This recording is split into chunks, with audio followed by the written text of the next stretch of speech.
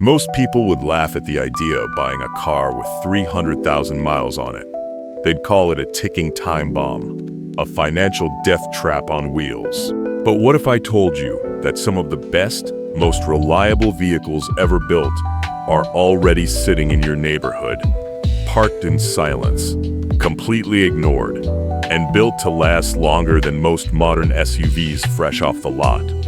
These aren't myths or rare collector's items.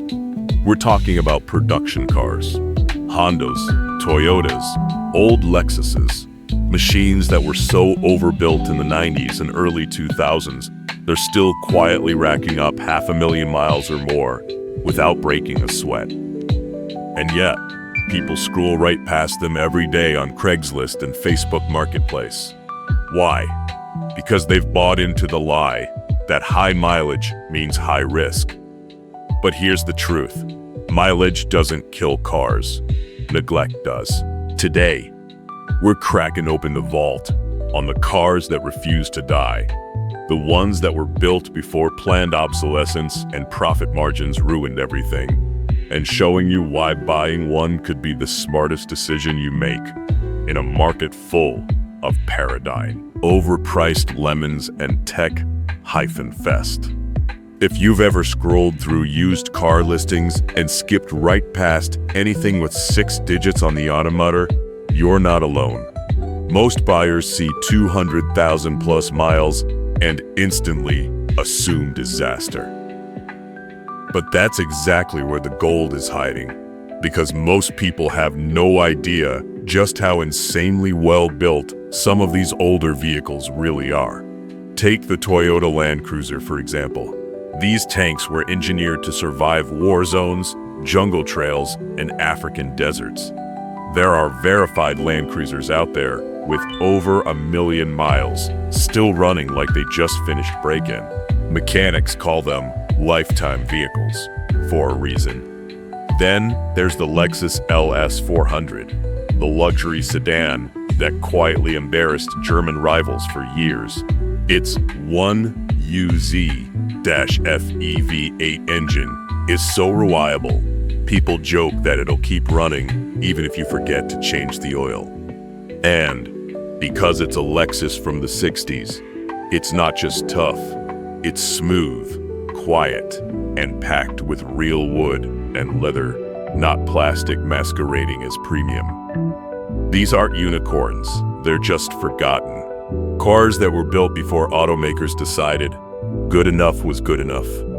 And the best part, since most people overlook them, you can snag these machines for pennies on the dollar, often under $5,000, while everyone else is busy fighting over 7-year-old Hyundai Elantras with rebuilt titles and mystery smells. But the real question is, why were these cars so different from today's vehicles? That's where things get interesting. There was a time when car makers weren't trying to trap you in an endless cycle of monthly payments. They were out to prove something, especially in the 80s and 90s. Toyota, Honda, Mercedes, they were just building cars. They were building reputations. And the only way to do that was to over-engineer everything. Back then, engineers ran the show, not accountants. They'd build transmissions that could take a beating for decades, cooling systems that never overheated, suspensions that soaked up potholes like they were marshmallows. And they weren't cutting corners with plastic clips and sensors waiting to fail. They used real metal, high-grade materials, and tested everything until it was bulletproof. It wasn't about planned obsolescence. It was about bragging rights. When Mercedes launched the W123 and W124 diesels, their goal wasn't to sell you another car in 5 years. Their goal was to make a machine so solid, you'd tell your kids about it. And guess what? Many of those cars are still on the road, some with 400,000 miles or more, quietly outlasting entire generations of modern vehicles that can't even make it to 150,000 kilometers without major repairs. You ever see a 30-year-old Camry cruising down the highway like it owns the lane? That's not luck. That's legacy engineering. But not every old car is worth your time. Some were built cheap and stayed cheap. So how do you separate the real legends from the rusty junk? Not all high-mileage cars are created equal. Some are just cheap beaters hanging on by duct tape and prayer. But others, they're overbuilt masterpieces hiding under layers of dust and bad Craigslist photos. And if you know what to look for, you can grab one before the secret's out. Let's start with the Toyota Land Cruiser 100 series. This isn't just an SUV, it's a rolling fortress. Solid axle up front, bulletproof V8, and a transmission that feels like it came out of a tank. It wasn't built for comfort, it was built for endurance. And somehow, it gives you both. Then there's the Lexus LS 400, the original, don't worry, it'll outlive you, sedan. That buttery V8, virtually indestructible. The interior, a time capsule of proper luxury. You'll find ones with 300,000 miles still idling smoother than a brand new BMW. And don't sleep on the Honda Accord from the late 60s. These were made when Honda still had something to prove. The transmissions held up, the engines ran forever, and they were put together like little tanks, not tin cans. You want a reliable daily? Boom, done. Other legends include the Mercedes W123 diesels, the Toyota 4Runner, the Acura Legend, and the sleeper hit, the Lexus GX470, which is basically a Land Cruiser in disguise. These aren't collector's cars, yet, but they're absolutely engineered for longevity. And right now, they're still affordable, because most buyers are too scared of odometer numbers to realize what these machines are actually worth. But there's a catch. Even the most overbuilt car will fall apart if it's been abused. So how do you find the diamonds and avoid the disasters? Even the toughest car on earth turns into a ticking time bomb if it wasn't cared for. That's why when you're buying one of these high-mileage legends, you don't just look at the badge, you dig. First rule, service records. If the seller has a folder of receipts thicker than a phone book, that's a good sign.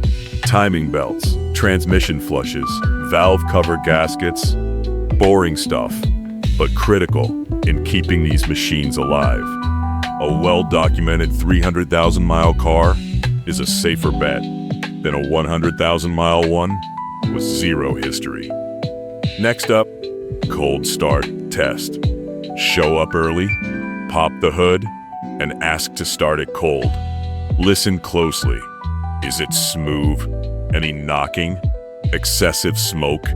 If it fires up clean after sitting overnight, that engine's probably still got some fight in it. Transmission? Take it on a real drive, not just around the block. Run it through every gear.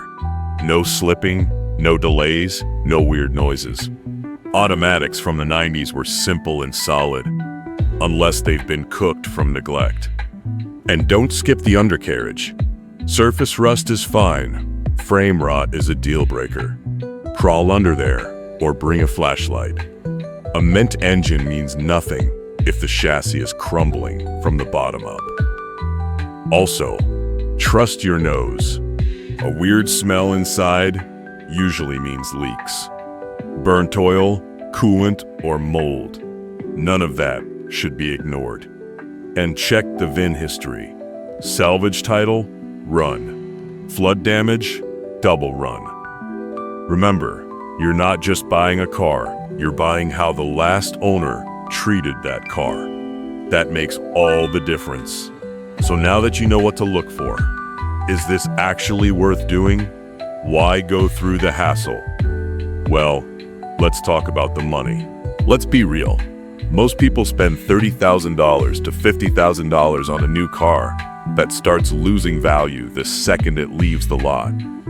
By year 5, they're upside down on a loan, dealing with expensive tech failures and praying their touchscreen doesn't glitch out again. Meanwhile, you could spend less than a year's worth of car payments and end up with a machine that runs longer, costs less, and doesn't spy on you through 47 sensors and an internet connection. Let's say you pick up a well-maintained old Lexus or Honda for, say, $4,500. It's got 280,000 miles, sure, but it's also got a proven engine, a simple layout, and none of the fragile modern garbage that breaks before the warranty even ends. You maintain it, drive it respectfully, and boom, it gives you another 100,000 miles of worry-free cruising. You don't have to worry about depreciation. You don't have to cry over door dings. And you don't need to take out a second mortgage just to replace a cracked tree screen that controls your air vents.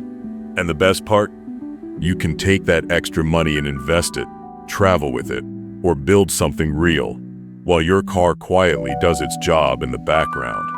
This isn't just a smart financial move, it's a freedom move. So yeah, your neighbor might scoff when they see your old ride, but wait a few years, you'll still be driving it. They'll be on their second lease, wondering why their brand new car just threw a warning light for no reason. Who's really winning? Here's the thing nobody's talking about. Cars like these? They're not being built anymore. Not even close. Modern cars are packed with disposable tech, subscription features, and plastic everything. They're engineered for planned obsolescence, not long-term reliability. Automakers aren't trying to make your car last 400,000 miles. They're trying to get you back into the showroom in 5 years. But those old Toyotas, Lexuses, Hondas, and diesel Benzes, they came from a different era. Built to over-deliver, built to survive war zones, tundras, and careless teenage owners. And they're disappearing fast. Every year, more of them hit the junkyard. Some die from neglect, some from crashes, and many just get scrapped because people don't realize what they have. The result?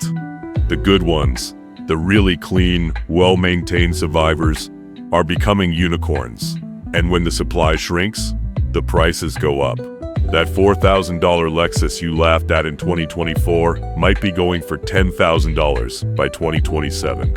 And not because it's collectible, because it's one of the last machines left that can still go the distance. If you find a good one now and take care of it, you're not just driving a reliable car.